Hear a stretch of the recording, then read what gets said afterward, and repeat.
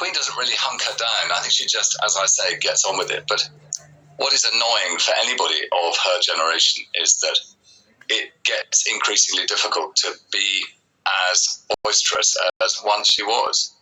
And that is affecting her like it does so many others. She is in the advantaged position of being Queen, and she has people around her to look after her.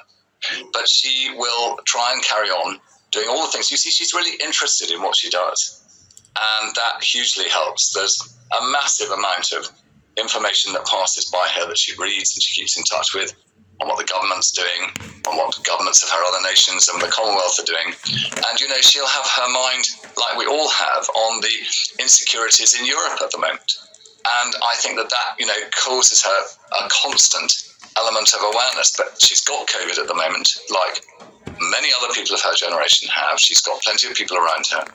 And if I can guess, she will be aggravated by it, like we all are when we have a cold. And she'll fight through it, and we'll get any information if we need to later on. And Alistair, might this impact on any decision by the government to lift further COVID-19 restrictions, do you think? Well, not on the Queen's account. She'd be immensely upset if her government were in any way influenced by her situation. That's not the nature of how this works.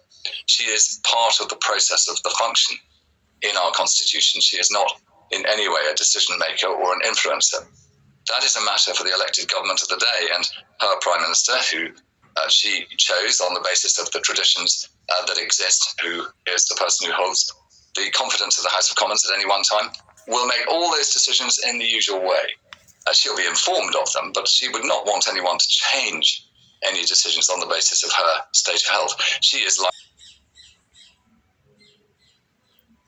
her generation. But where there are people to receive, because it's appropriate, as with the handover here of the Defence Services Secretary from an Admiral to a Major General, she met them and talked to them and in her own way lets them know what matters to her in the interaction between her and her armed forces. And they... You men ain't going to mass? No, she ain't going to mass? I guess they're probably vaccinated. Act as the go-between. So you imagine we see that snapshot of that moment that the Queen is engaged with. Those are, as far as she is concerned, light duties, and where she's allowed to, she will continue. But obviously, while she has COVID, she won't be able to meet anybody. And of course, Alistair, the saving grace is that it's taken, isn't it, that she was absolutely triple vaccinated, which is only a good thing.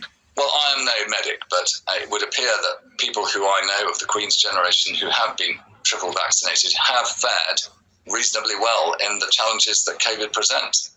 My mother has a friend who's 102, who we were all very concerned to hear had COVID the other day, but has come through the other side actually a little bit more sprightly than she was when she went in. So, you know, I think the difficulty of anyone watching have friends who have faced this. Some have not been fortunate and survived. Some have done really well, and some haven't even noticed that they've got it.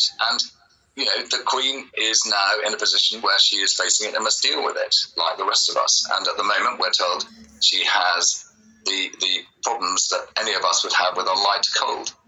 Let's see how that goes, and we wish her well, as I wish anybody who's dealing with this awful disease well. They're telling you right there, it's just a light cold.